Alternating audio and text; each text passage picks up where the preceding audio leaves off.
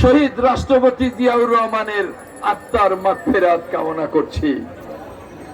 এই সিলেটের কৃতি সন্তান, মহান মুক্তিযুদ্ধের সিপাহ সালার জেনারেল বঙ্গবীর জেনারেল এম.এস.সি. উসমানীর আত্মার মাগফিরাত কামনা করছি। এই সিলেটের কৃতি সন্তান বাংলাদেশের একটা অন্যতম শ্রেষ্ঠ পরিবারের সন্তান। এই সিলেটের কৃতি সন্তান সাবেক নৌবাহিনী প্রধান, সাবেক মন্ত্রী, রিয়ার অ্যাডমিরাল মরহুম মাহবুব আলী খানের আত্মার মাগফিরাত কামনা করছি। আজকে এই পুণ্যভূমি সিলেটে দাঁড়িয়ে শুধু সিলেট নয়, সারা বাংলাদেশের অর্থনীতির প্রাণপুরুষ মরহুম সাইফুর রহমানের আত্মার মাগফিরাত কামনা করছি। এই সিলেটে দাঁড়িয়ে আজকে আমাদের নেতা মরহুম হারিস চৌধুরীর আত্মার মাগফিরাত কামনা করছি। এই পুণ্যভূমি সিলেটে কত পীর, ওলি, আউলিয়া, গাউস, কুতুব, আম্বিয়া চিরনিদ্রায় শায়িত, তাদের সকলের আত্মার মাগফিরাত কামনা করে আমি আমার নেত্রী, বাংলাদেশের অবিসংবাদিত নেত্রী, দেশনেত্রী বেগম খালেদা জিয়া, যাকে মিথ্যা বানোয়াট মামলায় ফ্যাসিস্ট হাসিনা গত 8 বছর বন্দী রেখেছিলেন নির্মম ভাবে, যাকে উন্নত চিকিৎসা থেকে বঞ্চিত করেছিলেন নির্মম ভাবে, আমার সেই প্রিয় নেত্রীকে, বাংলাদেশের অবিসংবাদিত নেত্রীর প্রতি শ্রদ্ধা জ্ঞাপন করছি। এই সিলেটে দাঁড়িয়ে সিলেটের জামাতা, বাংলাদেশের আগামী দিনের রাষ্ট্রনায়ক, যিনি 15টি বছর এই ফ্যাসিস্ট হাসিনার পতনের আন্দোলনে ওই বিলেতে থেকেও বাংলাদেশে 18 ঘন্টা থেকেছেন, সফল নেতৃত্ব দিয়েছেন, যিনি বাংলাদেশের 18 কোটি মানুষকে ফ্যাসিবাদের বিরুদ্ধে জাগিয়ে তুলেছিলেন, যার নেতৃত্বে আমরা 15টি বছর বুকের তাজা রক্ত দিয়ে আন্দোলন করেছি। গুম হয়েছে আমাদের ইলিয়াস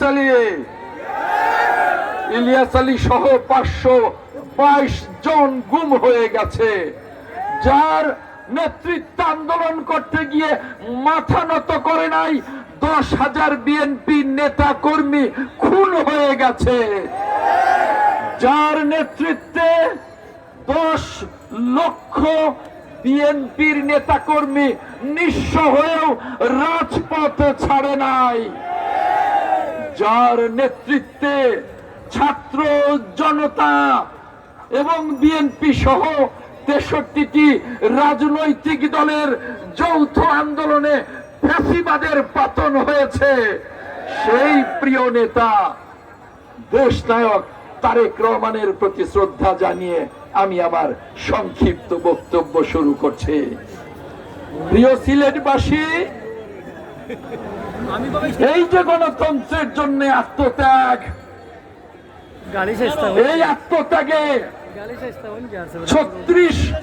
শেষ 36 দিনে বিএনপি সহ ছাত্র জনতার প্রায় 850 মানুষ শাহাদাত বরণ করেছে, যার মধ্যে বিএনপির নেতা কর্মী 422 জন।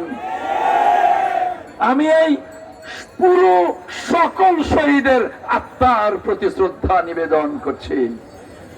প্রিয় সিলেটবাসী, এই আত্মত্যাগ, এই 15 বছরের আন্দোলন, এই ফ্যাসিবাদের বিরুদ্ধে রক্ত ঝরেও দেশনায়ক তারেক রহমানের বিরুদ্ধে কেন মাঠে ছিলাম?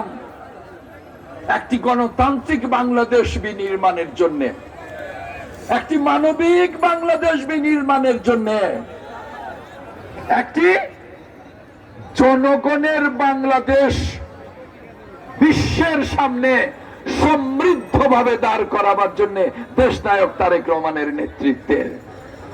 আর তাই আজকে এই গণঅভ্যুত্থান ছাত্র জনতা বিএনপি সহ রাজনৈতিক দলগুলোর এই গণঅভ্যুত্থানের সফলতার পর বিশ্ব বরেণ্য নোবেল লরেট ডক্টর মোহাম্মদ ইউনূসের নেতৃত্বে যে অন্তর্বর্তীকালীন সরকার গঠিত হয়েছে, আমরা তাকে অকুণ্ঠ সমর্থন জানিয়েছি।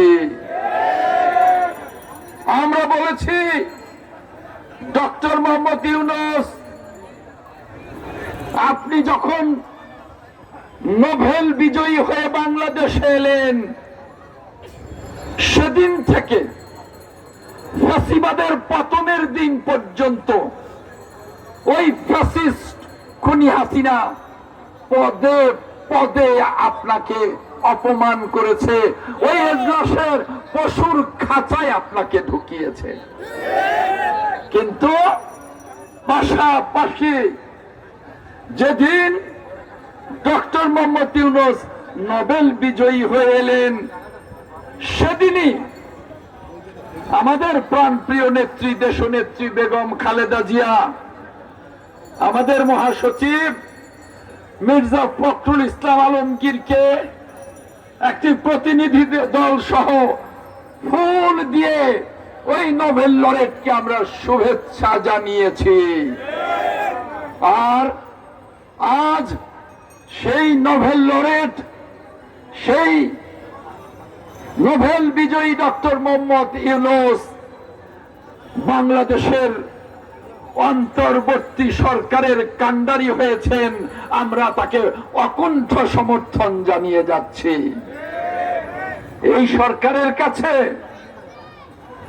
আমাদের একটাই কথা, যে কারণে 17টি বছর রক্ত দিয়েছি, 17টি বছর আন্দোলন করেছি, রক্তের সাগর পেরিয়ে দেশনায়ক তারেক রহমানের নেতৃত্বে ছাত্র জনতার অভ্যুত্থানে বিজয় অর্জন করেছি, সেই সফলতাকে ব্যর্থ করতে দেওয়া যাবে না, ব্যর্থ হতে দেওয়া যাবে না। আর সেজন্যই আমরা বলেছি, জনগণ মুখিয়ে আছে যে কখন ভোট হবে। 15টি বছর ভোট দিতে পারে নাই, তারা ভোট দিতে চায়। তাই ডক্টর ইউনূসের সরকারকে বলবো, আপনি দ্রুত প্রয়োজনীয় সংস্কার করুন, এরপর নির্বাচনের রোড ম্যাপ ঘোষণা করুন। সংস্কার একটি চলমান প্রক্রিয়া, যতদিন বাংলাদেশ থাকবে এই সংস্কার প্রক্রিয়া চলতেই থাকবে একটার পর একটা। তাই এটার শেষ নেই, দিন যাবে, একটা করে নতুন ইস্যু আসবে, আর সেই সংস্কার আমরা করব। তাই আপনাকে বলবো যে এই আন্তর্জাতিক গণতন্ত্র দিবসে আপনার কাছে চাওয়া, মৌলিক সংস্কার শেষ করে আপনি নির্বাচনের রোডম্যাপ ঘোষণা করুন।